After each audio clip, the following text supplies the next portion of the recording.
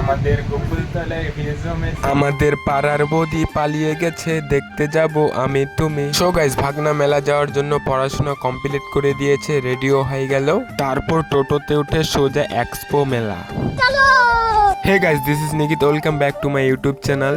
So finally পৌঁছে গেলাম expo মেলাতে। টিকিটের দাম 10 টাকা, মানুষের দাম 2 টাকা।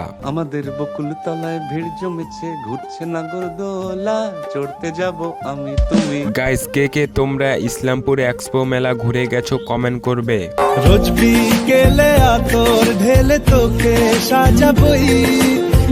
তারপরে চলে এসেছি নাগরদোলাতে। এখানে বিভিন্ন রকমের নাগরদোলা দেখতে পারবে, উঠতে পারবে, টিকিটের দাম 100 টাকা। আর এই দিকে ভাগনা উঠে পড়েছে ছোট্ট নাগরদোলাতে মজা নেওয়ার জন্য।